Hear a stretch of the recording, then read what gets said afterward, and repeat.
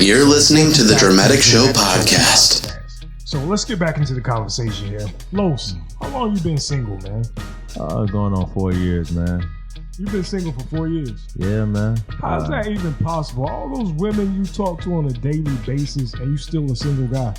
Man, a lot of people ain't got nothing on their minds, man. Like the women this day and time, I don't know, man. It's just so everybody got so much drama and baggage with them, man. Like it's hard to take anybody serious. And then like I don't know if it's music, social media, or what, but yeah, everybody condone like fakeness and all that, and I ain't got time for it. What do you think your main reason for being single? Like the number one reason. A female come up to you right now, she's like, yo, why are you single? I like to tell them, man, it's too much BS going around. I got positive energy going on, and I don't want nobody's negative energy, because if I deal with somebody, I want it to be a partner in crime, let's build this empire, but I can't find like-minded people.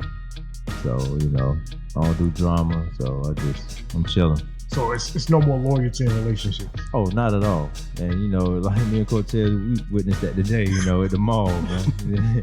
We'll break it down to you. Y'all ain't even tell me about that. What happened? Yeah, pretty much, me and Los, we going into the mall, and we see this dude at the bus stop, and he was like, yo, can I talk to y'all for a second? We thought he wanted, some money, but he was like, yeah, the situation just happened. Situation? Like, yeah. Like, what are you talking about? He was like, yeah, I was with this girl, and then her ex-fiance shows up, and I just left.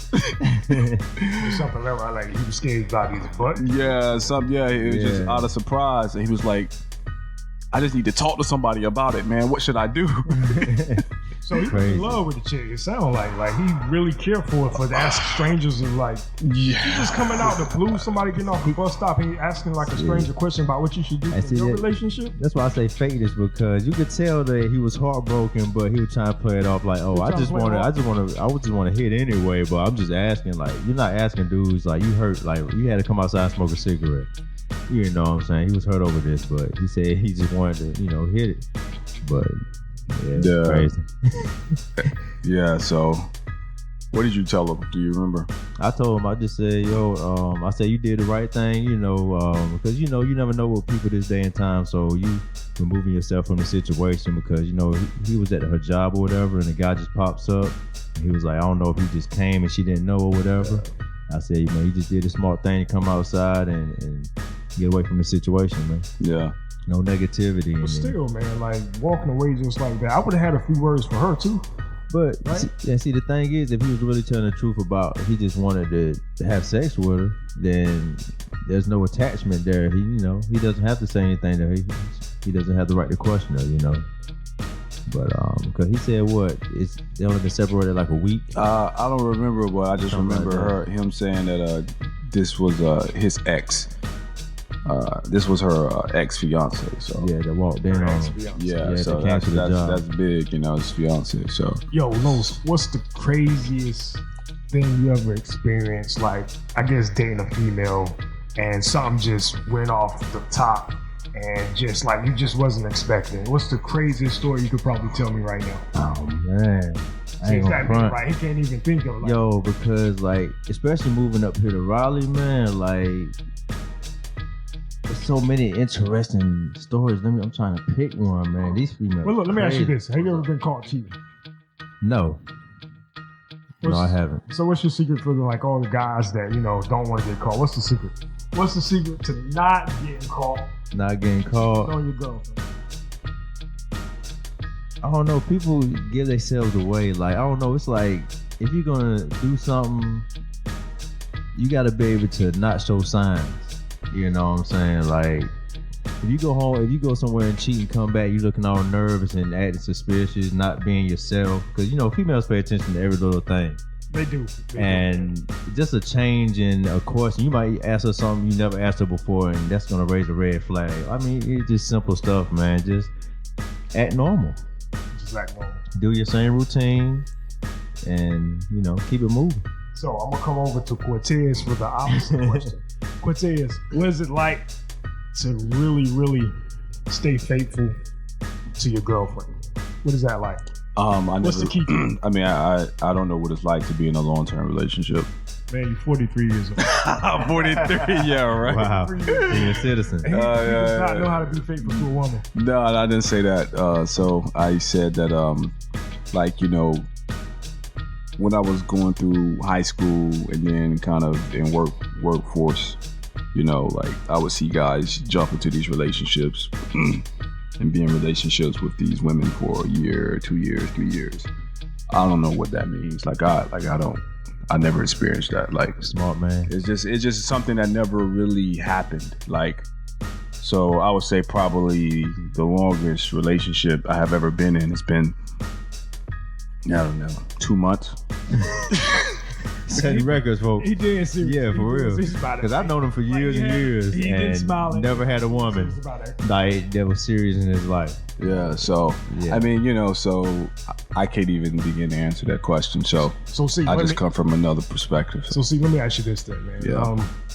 How healthy is it for a single man to not be in a relationship going on 3, 4, 5, 6 years? How is that healthy or unhealthy? What do you think? I mean, I tend to think that within a year or 2, you know, you're going to know if this is someone that you want to, you know, continue to be with. I don't think it's going to take 6 years to figure that out. Do you feel like they actually do need to move in together? No, I don't. My personal belief is no. Definitely not. I don't condone cohabitation. A lot of guys, man, the first thing they'll say, especially like when they're dating virgins, you know, they'll say, you know, I don't know what this girl's going to be like when I get married. You know, Right. What is she going to be like in the bedroom? And, you know, and she's going to do this and things like that. Like, I mean, is that a big part of the relationship for them to know each other intimately before Right. they actually tie the knot? I think that sometimes guys have unrealistic expectations and vice versa too. So I think, and I heard this from another podcast and it was kind of funny. He was like, guys want a virgin and a freak. Like How can you have how is that even possible? How can you have both? Right. So I don't think that like people, you know, use sex to determine if I should enter into the relationship. So they view sex like test driving a car. Yeah. You know, I like how this car feels. Okay, I'm gonna buy it. And I don't think that's the best way to look at sex. I think sex is really designed to you know, strengthen the commitment that has already been made. I agree. True that. That's facts. Yeah, so it's not like you're trying to use sex to test, maybe I should commit to this girl. But it's more like I committed, I made a covenant, and then the sex is designed to strengthen the commitment that's already been made. So it's like, so the sex is like reminding you that we made this commitment together. And so one perspective is sex first. Let me use that to test the commitment. The other perspective is let me commit, and then the test strengthens the commitment. I totally agree with that. Now, let's put that to the test. We'll come back over to Los here. Los, let's say out of the last 10 girls that you slept with in the last 2 years, each one of those girls that you slept with, how has that impacted the very next female that you had in your bedroom? Like, you come across a freak, and then you come across a girl who might not be as knowledgeable. Does that really, like, your mentality, like, does that really affect how you see that other chick if she doesn't do certain things in the bedroom? You can be honest about this. I mean, I'm gonna be straightforward. I mean, I'm this type of guy, like, if I'm digging a female personality, you know what I'm saying, like, that's what's important to me. And we can work on the rest. You know what I'm saying? Like, I mean... So you gonna sit here and tell me that you slept with these many girls and there hasn't been a point where this one chick you got on her back and you don't, like, do any type of comparison, say, you know what? Oh, no, of course, yeah, you gonna compare. You know what I'm saying? So how much does that weigh in? You saying the personality, but how much does that aspect weigh in on you to continue to mean, like I said, I ain't gonna front. I'm the type of dude, like, of course I love, you know, sex, but I'm also the type that I want to be able to kick it with you too. You know what I'm saying? I just don't want to just hook up for sex. You know, I want to be able to, let's go out, go hang out, you know what I'm saying, vibe you know what I'm saying? Like personality, everything with me, like any type of relationship, it has to be. I gotta want to be around you because I don't like people really. So know? what are you actually? I mean, keep it 100. What are you actually looking for in a woman? Like a perfect woman for Carlos, not the perfect woman, but the perfect woman for Carlos. Okay, you know somebody got to be understanding because I mean, I've seen times like you come back 5 minutes from the store, you a cheater. You know what I'm saying? I'm talking about like it's just understanding, go getter. And I don't like them bird brain females. Like I had one female. I'm not gonna lie, man. Like it was a simple conversation, but it was strange. What you mean? I was in the house. She came over, whatever, chilling. I'm chewing gum now, and she asked me, "Who chews gum in the house?" What? And I'm saying like that's like it's a lot of bird brain that's going on. Like because.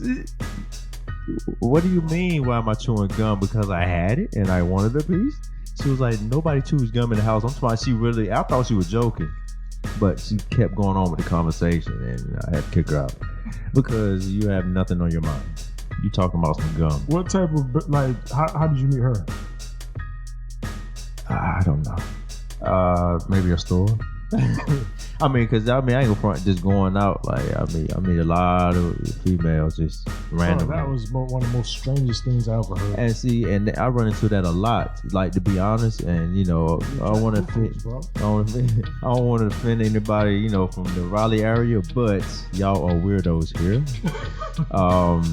I never met people like y'all. I mean, some people that are cool and great, but y'all have your own. I don't know. People that don't chew gum in the house, of course. I mean, that's the type of people I'm running into, and I get questioned on that. And that's crazy. Yeah, then you don't hear any you always hear negativity from these females now. Like they complain about everything that happened 20 years ago. They complain about stuff that ain't got nothing to do with them. And I'm trying to just enjoy, have a good time. So that's why I'm saying I can't connect with anybody for some reason. See, yeah, it's the most strangest girl you've ever dated. Or circumstance that took place while you were dating somebody. Yeah, so as I said, I never dated anyone. He fronting. Is he fronting? I mean, to be honest with you, for me knowing him, he's been 100%. Because I never seen nothing serious. Like, he ain't got to check in with nobody. Like, he just lived life ever since I know him, my man. So, that's why I rock with y'all because y'all. Yeah, go ahead.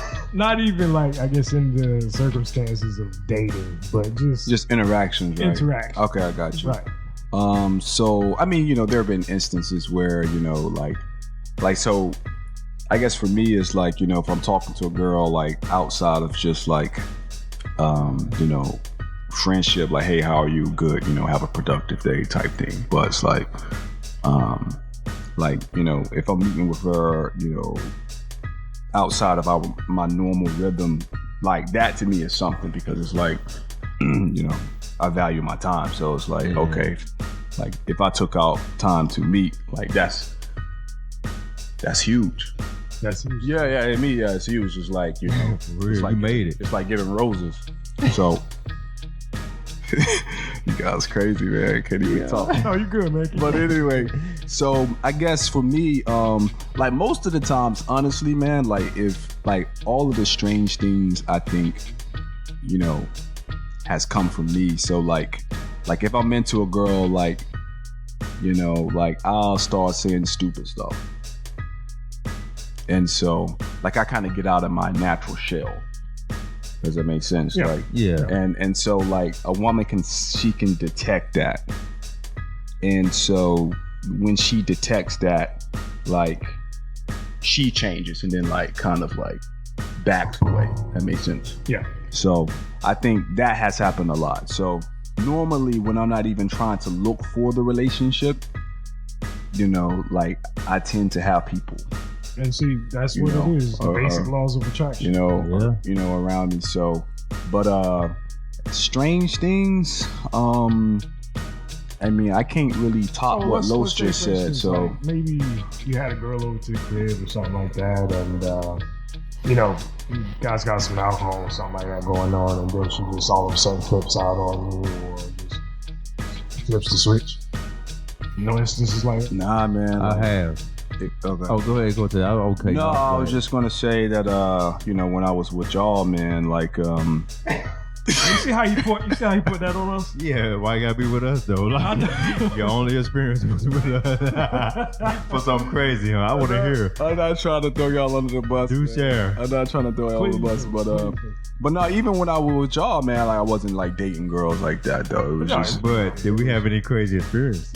I mean, they were not like dating experiences though. They were. Yeah, of course not. What type of experience? Yeah, but what type? What type were they? I'm not trying to go down that road. But what I'm saying is that yeah, go ahead and say what you were saying, man. Maybe I'll think of it later. Yeah. Well, I had this female come over, and I like MILFs. I like older chicks, so You said MILFs? MILFs, yeah. So I'm thinking, chick gonna be cool, laid back, she's in the corporate world, whatever. So we chilling or whatever, and I'm smoking a blunt, you know what I'm saying? So she doesn't really smoke weed, so I let her hit it twice. So we laying down chilling, and she slides out the pants, I guess she's feeling the vibe, whatever. But then like 5 minutes, just jumps up, freaks out, like she didn't know where she was at or something, and I'm trying to. Please don't tell me she has a contact high. No, I don't know what she had before she came, but she took out. Yeah, we in a townhouse upstairs. She takes off down the stairs, doesn't put her pants on, grab her stuff, and just runs outside. Now, I'm thinking she ran. Just run out like half butt naked. Yes, just delusional. You know what I'm saying? And I ain't. Did you notice her like taking a hit of weed? Like, oh yeah, I told her hit her with, and everything was good. You know what I'm saying? Is that her first time actually smoking like that? I have no idea, dog. You know what I'm saying? I never seen anybody act like that off weed. So she just ran out the house butt naked. Yes. Like, was she yelling or screaming? Yes. But then like she wasn't yelling, screaming like where neighbors would come out, but you could tell she was hyped and trying to get away, get to a car or whatever. And so did you run outside with your cheeks showing too to try to calm her down? I was still dressed, so I did come outside because she's with me, so I want to make sure that this is the lady is being safe. Like, so she runs to a car, so I think that's the end of it. So I'll go back to go back upstairs, whatever. All of a sudden, we just see red and blue, like lighting up the outside. So you mean 12 actually pulled up? 12, the fire department, ambulances. I came out and it looked like a crime scene from a movie. Who ended up calling the police? She did, from the bushes. They found her inside the bushes. I'm talking about. Why does this sound like an episode of Cops? Dog, that's what I'm saying, bro. Like, my life is a movie. I done seen some stuff. But she's in the bushes, legs all scarred up from branches and stuff, and they thinking she's been attacked by some people. So did they come at you?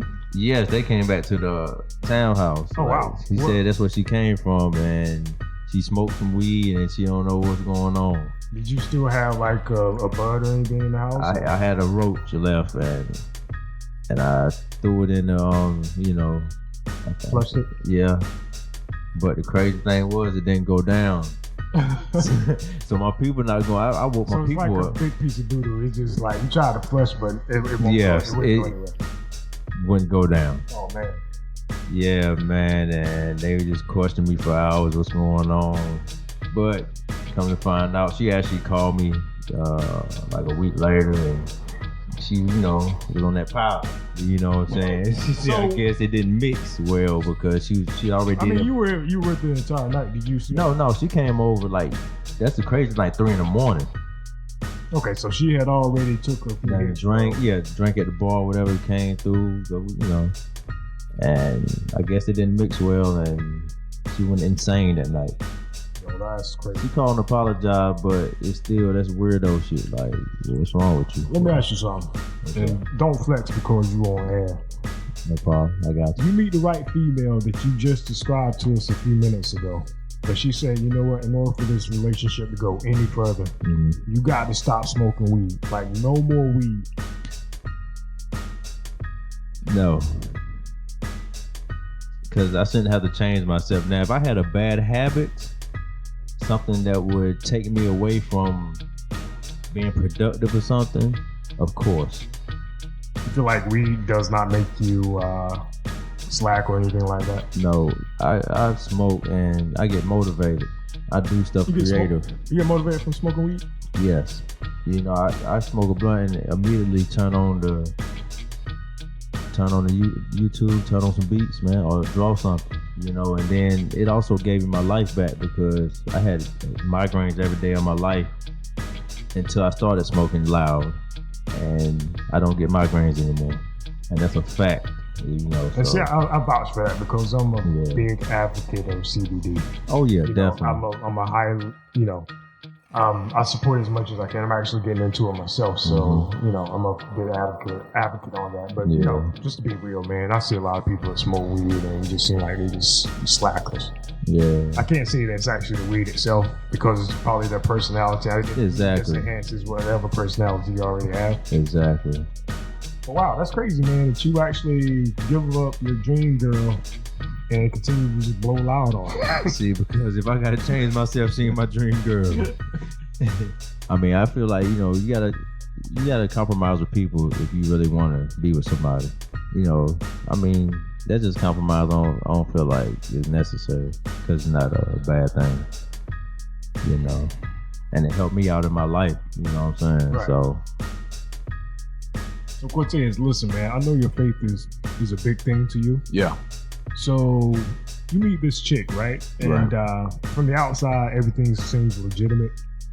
She's doing all the right things, smart, intelligent, loving, caring, all of that good stuff. And she says, hey, you know what? She doesn't really practice the same faith as you. Like, it's not like she's in a different religion or anything like that. She just feel like she's just not a believer in Christ.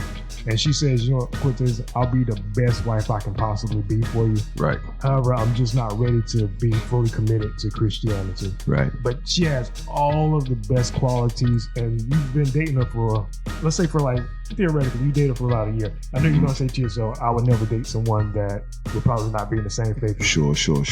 But just say you guys were talking and you guys have been good friends for like the last year. And then you just happen to know that you're dating her.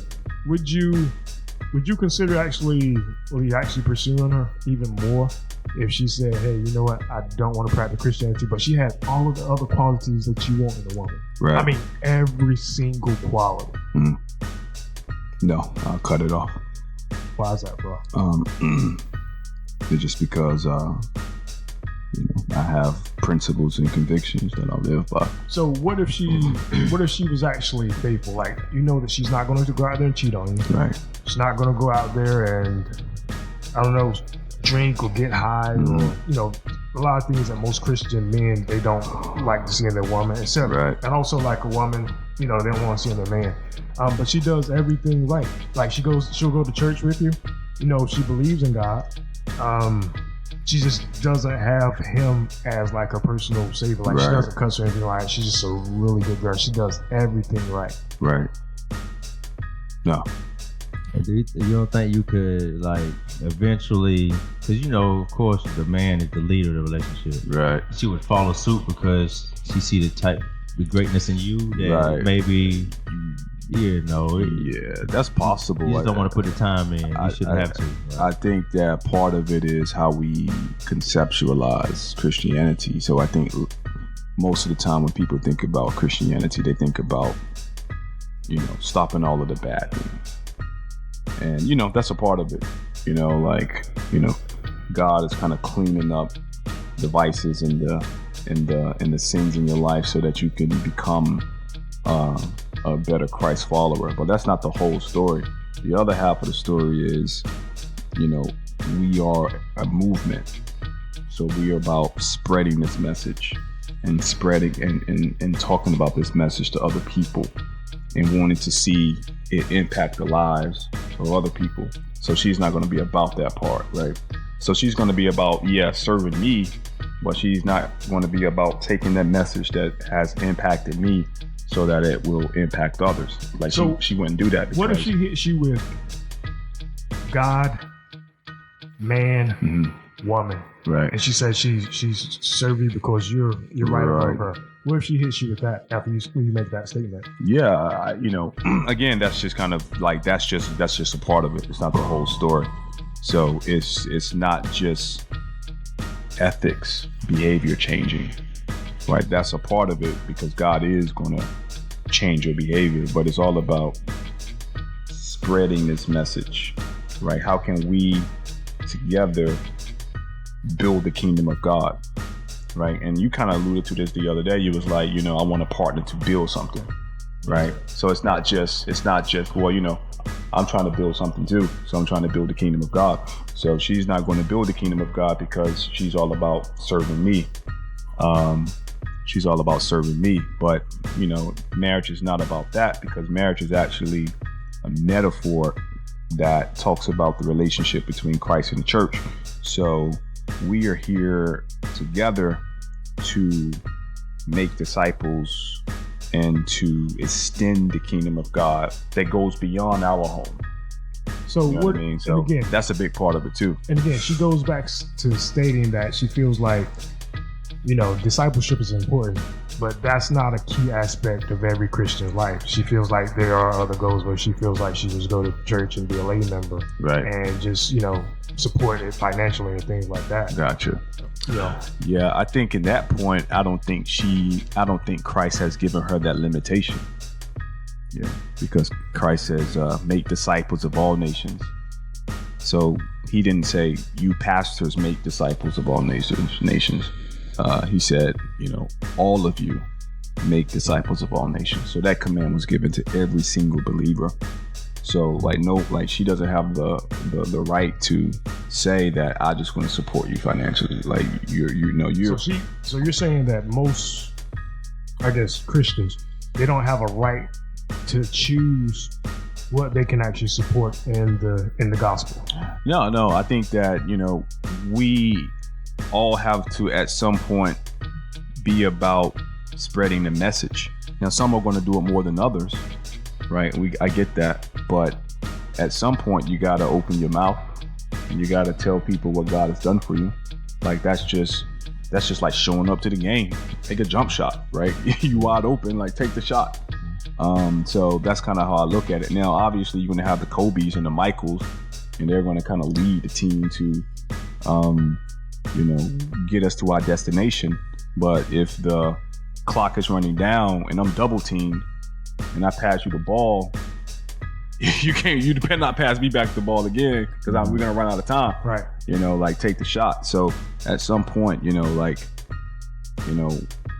fear or without fear, we have to be about sharing the message. And so if that's not a concern for her, like if that's not even in her mindset, then that is important enough for me to walk away from it. Like it's just, she's not a part of my destiny. So That's it is. Yeah. Now, what if because when I was in Charlotte, I was into the church heavy. Yeah, I remember that. Yeah. And we used to go everywhere, and even if the group is just a person in the group is just learning, wherever everybody went to go spread the word, they would go to. Like me, I went out talking to people at the gas station, handing out flyers for the church. Yeah. What if she put the effort in but didn't believe? What's your thought on that? For her, right. Is that fake or just? And she did it because of love for you, that she wanted to spread your message. Yeah. But she just doesn't believe. I think part of ethics is not only action but motivation. I got you. She's not going to be motivated to really go hard because she doesn't believe. Yeah, I got you. She does it for me, and no, that motivation is not the correct motivation. I got you. The motivation has to be birthed from God, and God has to give her that desire. Cool. Okay. Because otherwise, it may sound good on paper that a woman would do anything for you. Yeah. But if it's not genuine, then it doesn't matter really. Yeah, like anything in life, but I think that what you want is a woman that would do anything for God.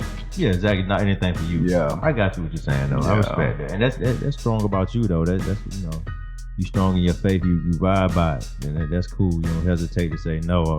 I'll cut her off. You know what I'm saying? She's done. But that's real though, because that means you really believe. That's why I always rock with you. You know what I'm saying? We always gonna be brothers anyway. But you was like cold-hearted in what you believe, and that's cool. I mean, man. that's how dope, it should man. be. Yeah, it's dope, man. A lot of Christians don't really stand up for their beliefs in that way. Yeah. They really don't. No, they don't. Yeah, like your actions are a better picture. It's okay. Your actions are a better picture of what you believe than what you say. So if you want to know what a person believes, you look at what they practice on a consistent basis. That will tell you, like, I can say I love God. Okay.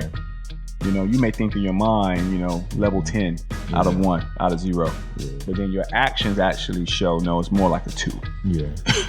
Yeah. And so, there's a scripture that says, in the day of adversity, your strength was small, or your courage was small, right? And so, in other words, the guy actually thought he had courage. But when adversity came, his courage left him. Yo, top 3 speakers, man. Top 3 speakers? Morgan Freeman and Cortez. I'm talking about Cortez really, like, especially when, he took that change in life, like, his words became very powerful. You know what I'm saying? He's meant to do this. Like, you know what I'm saying? He talks very... Yeah, and when we look back on it, me, you, Cortez, man, like the adventures that we did, and man, we were just so reckless when we were younger. Yeah, we were. Yeah, so reckless, man. And for us to still be here today, like, we should be it's really a blessing. Thankful. Really thankful. Yeah, it's and that's for me. It's like, and we was kind of talking about this in a little bit in the car, but like that reckless abandonment we had for the game. You know what I mean? Mm-hmm. Like C4, the music or whatever we was trying to do. Like we died for this. You know what I mean? Like that was the mentality, right? And so for me, it was like, like I just like that just had a different desire now. Now it's just, instead of, for what I was doing, now it's just for God. Like, so the passion shifted. Yeah. So, I think that's what people have to understand about the faith is that, I think a lot of times too, man, when people think about, I think Christians kind of lose it when they try to fit in. What do you mean? They want to fit in and be accepted by people. And I don't see Jesus and the apostles doing that. When you say that, and most people will come back with the argument that they'll say, hey, Jesus, like, he talked with prostitutes, thieves, and he down with them. So what would you say to that? All of that's true. You know what I mean? Like all of that's true. What I mean by acceptance is that, but Jesus also told the truth to them too. So, he accepted them in the sense that he was with them and he, hung out with them, but he never co-signed their behavior. The woman who came to him that was caught in adultery, the last words to her was, go and sin no more. So I think a lot of times people confuse acceptance, friend with acceptance. Like, okay, I co-sign the behavior. No, you can tolerate and be with people that you disagree with. That's fine. But I think a lot of times, Christians, they don't want to say yo, that's not the best path for you, because they fear that the relationship is going to be lost. And I don't think Jesus operated like that. Like, that's kind of like the nice guy. Like, you have this contract, or you actually have to play a role in the middle. Yeah, like, if I do this, then you will accept me. Jesus said, how do I obey the Father? Those are two different mentalities. How do I obey God in this situation? Right. That has to be the motivation. So anyway, another thing too, like, you're not judged. Like, the church was like, when I used to go to church with you, I swear that's the only church I ever go to again. Where'd y'all go to church at? It was in Wake Forest. Wake Forest, yeah. But it was the pastor that you're under now. Yeah, Fred. Like, great people, man. Like, ain't no offering plates going around. They just want a little bit of your time. to really share a word with you. You know what I'm saying? What do you think the main thing right now that kind of keeps you out of like organized religion? To be honest, I haven't really read enough to really know. Like, there's so many questions about it, but I do believe though. You know what I'm saying? But it just, I don't know. It just, and when I was into the church in Charlotte, I seen that, like, end of the day, the pastor would come to everybody and say, "Look, we just gotta pay you like." Which is being straight up, you know. You're not saying, "Oh, you need 10%." He's like, "Look, we need to light money. Y'all give it up." I seen like it wasn't real. They didn't really care. They demanded the money. And every church I've been to, man, just like one dude in Raleigh, he started the offering off at $100. Yeah. Yo, most of your congregation can't even make it to church because their car broken down. And I actually delivered gym equipment to this pastor's house. The man had a full gym, golf course, and movie theater, and most of your congregation cars still in the parking lot when you leave church. That's crazy, man. So not saying I don't believe in the power. I just don't believe that some of the people that say they're for him. I haven't really met somebody other than like Cortez, and you know what I'm saying, like they actually live the life. Yeah, like he really, like, you know, even with the music. Going back to what you were saying, like for $100, what do you mean by that? Like he was asking each member to give $100. Yeah. Yes. Then he worked down to 50, then 20, 10, and $1. But he started off at 100.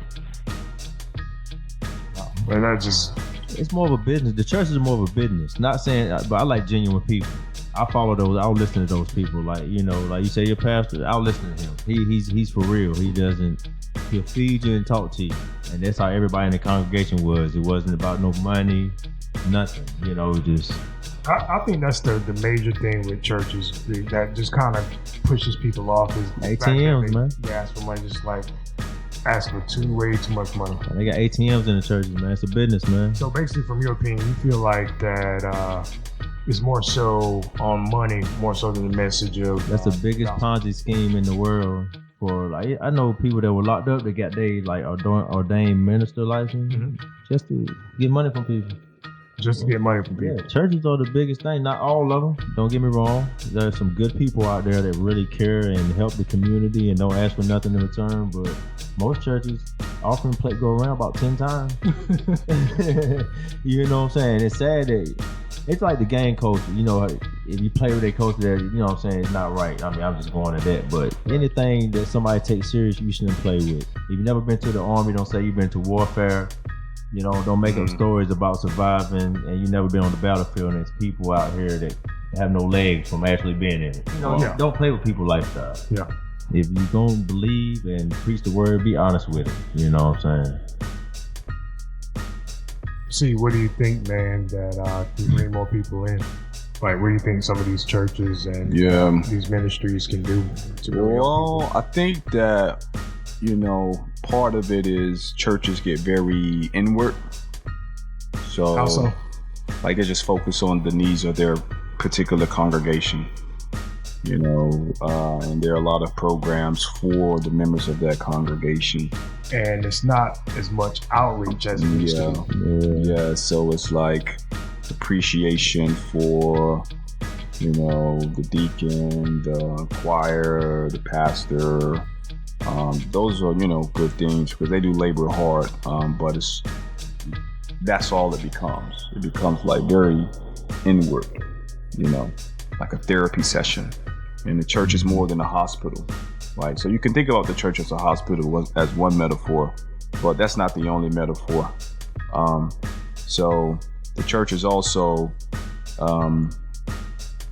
it's supposed to be outward, like it's a movement, right? So when you looked at Jesus and Paul and Peter and all of the 12 disciples, I mean, think about Jesus's last words to Peter. He said, "You're going to be crucified upside down, but still follow me." That was his motivation. You know what I mean? and you know, like, because I think that, you know, there are a certain group of men that actually respond to stuff like that, like kind of the warrior types. You know what I mean? when I read stuff like that, like I get inspired. Like, let's go make this happen. Yeah. You know what I mean? But not everybody, you know, looks at that particular passage and it's like, man, I don't know. I look at that, I'm like, man, like, I'm destined for this. You know, like I want to see the kingdom of God expand in that way. So, you know, but I think, but there's research that basically says that people who are what we will call evangelists, so these are the people that are very outward. I don't know how accurate the research is, but basically the guy was saying that 1% of all Christians are evangelists. Yeah. All right, so listen, this is an interesting thing that actually came up earlier in the month. Televangelist Pastor Kenneth Copeland, and most people know who Kenneth Copeland is. I saw that video. This guy is reportedly worth $760 million. Wow. And he actually just bought a private jet with the church funds. Los, this is going back to what you were saying, man. Yeah. What do you feel about pastors and jets? I mean, simple enough. Now, if you're gonna take your congregation and do something good by that, if you want to travel the world in that plane and change lives, okay, but you shouldn't make your congregation pay for it. I mean, and I mean, you shouldn't have a jet. I don't care. Like, you shouldn't have no. If you really care about people, you shouldn't really be taking money and balling out. You know what I'm saying? And it's actually reported he actually bought Tyler Perry's private jet. He said the reason for him actually purchasing the private jet is because commercial airlines are full of demons. So he doesn't want to be involved with other people on the plane because he feels like that they're actually demons. So he doesn't want to associate with them. So that was his actual. So he's not trying to really. I mean, isn't his duty to try to change those souls and save those people? Like he said, outreach and let me go talk to these people that are not living right, you know, or whatever, and let me see if I can change their mind. Even if I don't, you know, that's weird. Like, you know what I'm saying? I hate that. So what do you think about that, C? Do you feel like if he feels like that, it would just kind of mess up his meditation if he's actually going to speak somewhere? And stupid, man. And he feel like he can't do that because there's so many people that are, you know, just bother him on the plane. What do you think about that, C? Man, I don't defend that. You know, there's nothing to defend in that. Okay. There's nothing to defend in that statement. You know, it's unfortunate because, I mean, yeah, as Los was saying, basically that Jesus was with the people. So it's indefensible. It's indefensible. I think that, you know, it's unfortunate that he said those statements, but, you know, it is what it is. You know, I would just say that, you know, I think about this in two ways, right? So on one level, you know, I think it's very easy to point out the worst of people, right? And so even that's even true of pastors, right? But then, you know, there are some, like, it's a mixed bag, you know, like you have people that are, you know, representing Christ well, and then you have some that are not representing Christ as well. And I think on one level, yes, that criticism is legitimate and it should be said. But I think people sometimes also criticize them as a way to say, that's why I don't believe. See what I'm saying? Yeah. So like it can be used as a justification, as an excuse to say, I knew the whole church was fake, right? When you know Jesus is not like that, though. You see what I'm saying? Right. So, you know, I think you also want to look at it from that perspective too. Is that yes, no one's defending that, but at the end of the day, you know, yes, there is an association with Christ and the leader, but I think people still are going to be held accountable to what Christ has actually said, even though his leaders have misrepresented him at times. So I think it's important to point that part out too. Yeah, I believe, like, because of the church, it shouldn't make you a non-believer. Just the non-believer that the people that are doing wrong are non-believers. I mean, you know what I'm saying? I don't think that the church should say, okay, he's not real because of like you say, his representative. Yeah. They're the ones that are wrong, you know. So I just don't like churches. That's all. Certain ones, you know. And then the pastor's defense, they feel like that they're actually doing a service to the community and the outreach and things like that. They feel like they should actually be paid these salaries. But see, that's the thing. Like most of them know they're not helping anyone for real. They know who they are. They know they're crooks. Yeah. So they don't really believe that they're helping anybody. They just know how to talk and get their money. And not saying, like I said, not saying all of them. Because there's some great ones. I've seen people pay bills for people, you know what I'm saying, really help the community. But for the most part, they know what they're doing. See, how can you spot a pulpit thief?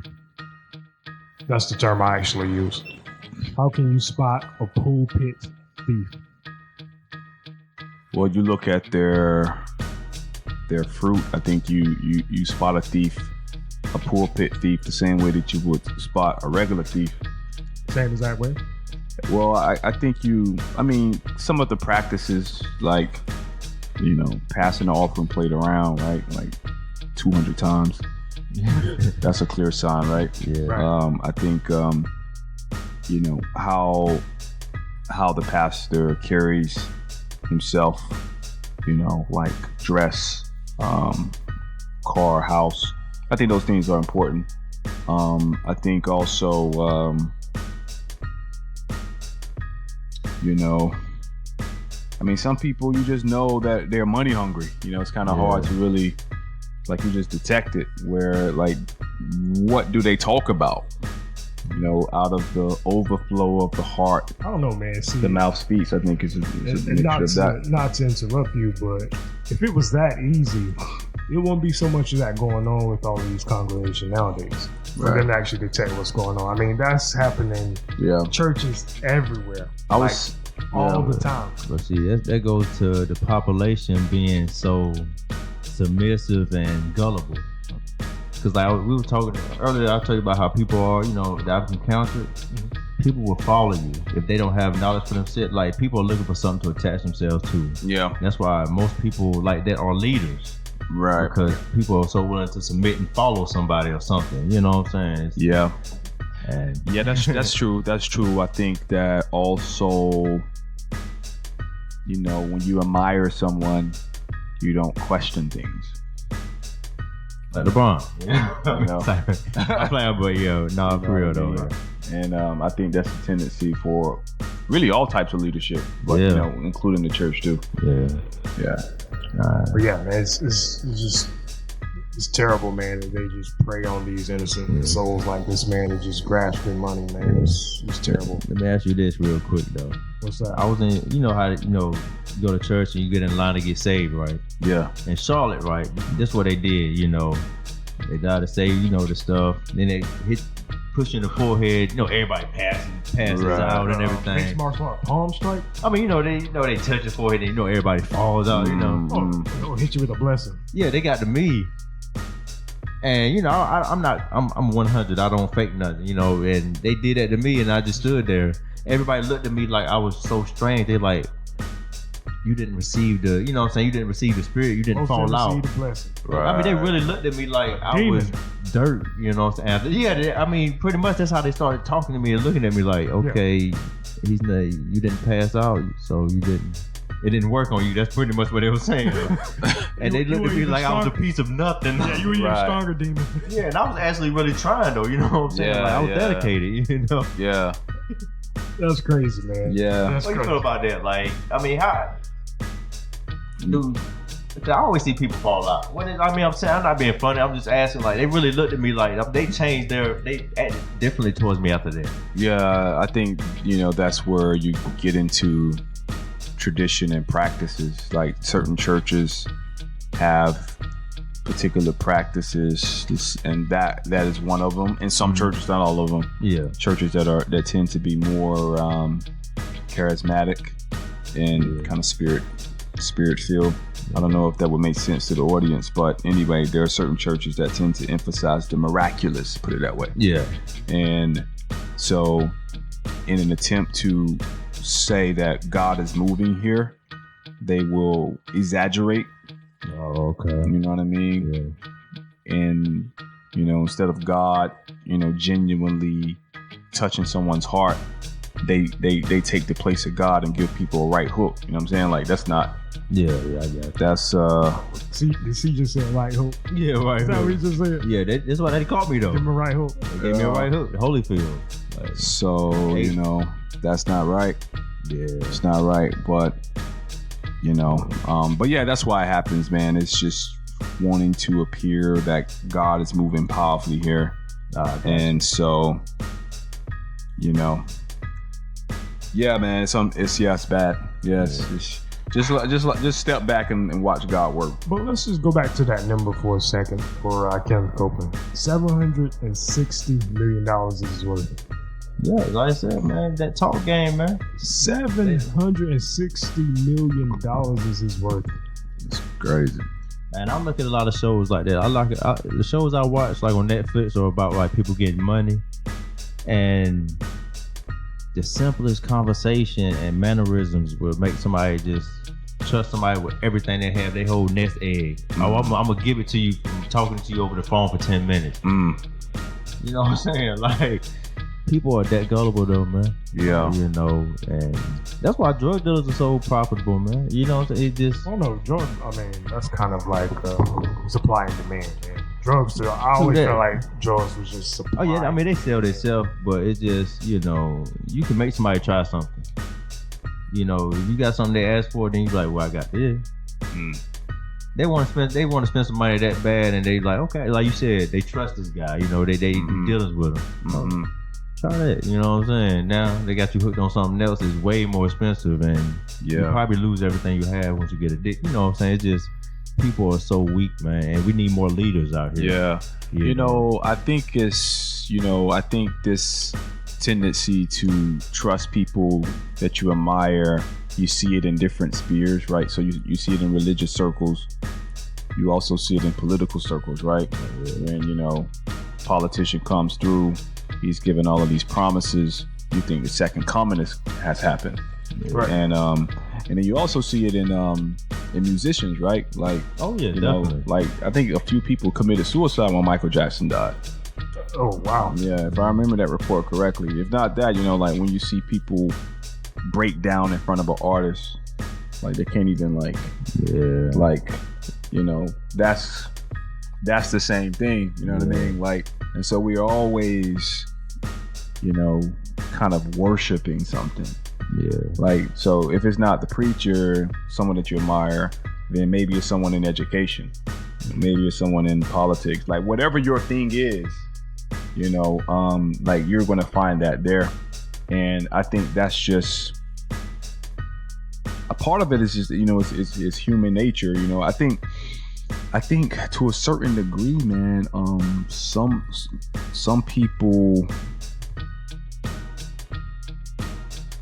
Some people what? I don't know if everybody can be leaders in different capacities.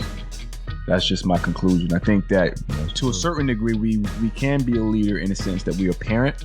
Yeah, exactly. Yeah, you know, and I think for some people that's just all it's going to be. That's where it ends. That's lead a group of strangers. Yeah, you know. But kind of moving beyond that and moving to, you know, county level or city level or church level or nonprofit level, you know, those take different types of individuals, and not everyone is from that cloth. Right. You know, not everyone's from that cloth, because some people really value fitting in before they follow. Like, they really have to feel comfortable in a group before they follow. Or some people, if they just see things happening, I want to join that. Right. And leaders just don't think that way. Yeah, exactly. So, you know, I guess both of y'all, the way you guys are talking, you would disagree with the statement that it says, before you can actually lead, you must learn to follow. I agree with it to a certain extent, because you will become a better leader if you know how to follow. Because otherwise, you have to be sensitive to people following you. Because, you know, it's you don't want just yes men following you. I think a great leader is actually shown by the people that he leads. You know, and a great leader can actually transform lions into sheep into lions, right? So there's this quote by Alexander the Great. It's a pretty interesting quote, right? So he said basically that I would fear an army that, I would fear an army of sheep that is led by a lion than a army of lions that is led by a sheep. Yeah. And so his point was that the followers will take on the characteristics of the leader. So he said that give me the army of sheep that's led by a lion. I take that every day, because those sheep would become lion-like, right? Mm-hmm. They would become like lions. But if you have the army of lions, but it's led by a sheep, a lamb, then it's like that army is going to become more sheep-like. Yeah. So, Look, I feel like most leaders are born anyway. You know what I'm saying? You already have that in you. Born. Yeah, even if you follow, you're already a leader. Like, you know, there's certain people at jobs that move up way quicker than other people, because even though they're starting at the bottom, they're leaders. You know what I'm saying? Like, and they move up very quickly into positions of power because, you know. So these job conferences, how to build better leaders and business minds, you feel like that's not authentic because it's actually taught rather than going against what you just mentioned, that leaders are actually born? Yeah, like the guy Gary Vee said, like with the passive income, you know how people come at you about that. Like he was just, I ain't getting into the whole article. It's just, I don't know, man. It can't be taught. You know what I'm saying? Or you know how many leaders it would be if it could be taught? You know how many bosses it would be? It'd be a whole lot less workers if like leadership could be taught. I mean, a lot of companies, they follow that philosophy that they put something in place to build their leaders within the company. They'll continue to actually follow those guidelines and teach people how to be leaders. Like a lot of companies actually follow that mindset. It might work for somebody. I'm not gonna say everybody, you know what I'm saying, but for the most part, like, because even like with the pyramid schemes, no matter what you tell somebody, how many people they're gonna have under them. How many pyramid schemes have you ever been scammed on? None, because I don't believe in that. Because if it's a pyramid scheme, I'm gonna always still be under somebody. Right. That's not me. I want to be to the top. I want a pyramid under me. You know what I'm saying? I never got into that. But yeah, go with you. Matter of fact, did somebody try to sell us that before? In Raleigh, the guy with the beard, the white beard, and the little fro. When was this? Oh man, when I forgot when. But okay. His daughter, I was cool with his daughter. I met her in Charlotte. Then in Raleigh, he seen us at a store. And he actually took us to a conference. Oh, man. Cool guy though. What type of conference was it? Was it a pyramid scheme on? What was the product? I did. I couldn't tell you. I don't remember, dog. But anyway, I can't remember. That pyramid scheme, you just tell people how to still be under somebody else. You know what I'm saying? Like passive income, you still have to be under somebody's entity. You know what I'm saying? Right. Create your own. Exactly. You know what I'm saying? Exactly. So, tell you, man, that was some really good conversation right there, fellas, man. We actually hit like the 2 hour and 15 minute mark. Well, it's 2 in the morning right now. Is that right? Let's get it. It's 2 o'clock. Yeah. Hope everybody enjoed it. You know. Yeah, my eyes are getting heavy right now. Yeah, man. My GoPro died like 4 times. Like 5 times. Like on life support over there. Yeah. I gotta do some updates over there. Yeah, definitely good conversation. But again, man, like really good conversation. Man, you know, you guys are probably like the closest thing I got to brothers, man. So I can always just come and just have a basic conversation with you guys, and then definitely. Yeah, man. I forgot that it was recording for a second. For real though. You know what I'm saying? We just here, man. See, then that's how podcasts should be, man. Just basic conversation rather than interview. I feel like that can be boring sometimes. Yeah. Sometimes have definitely. basic conversation, man. Like the best episodes out. Yeah, definitely, man. And again, on that note, listeners, I thank you guys once again for listening in on the show. This has been the Dramatic Show podcast. And before I sign off, Again, Cortez, how can they reach out to you if they got any questions, man, pertaining to anything? Yeah, so you can find me on Instagram, Total Package Investments. And you can also find me on YouTube, Total Package Investments. So that's where you can find me at. Cool. I don't know if this was Los' first time, Los, man. Like, did you enjoy the show? Oh man, I had a ball. Especially I'm here with my guys, man. You know, always love. Did you think podcasting would be like this though? You think you would have enjoyed it this much? I mean, to be honest, looking at certain people on YouTube, like especially like Drink Champs, like I couldn't wait. You know what I'm saying? Of course, it's better experience than more than I thought, but I could just tell, like just being around people you know and you have a rapport with, and you just genuine energy. I was gonna enjoy it, man. All right, so this ain't the last time my viewers are going to see you or hear you, right? Nah, we here whenever you need me. Right, because I actually like the Basement 2019. Oh yeah, definitely. I'm feeling it. Oh yeah. Come check us out, man. We in Raleigh. All right, that's what's up. So I'm about to get my DJ voice back on. You know. This has been the Dramatic Show podcast, and we are signing out. Peace.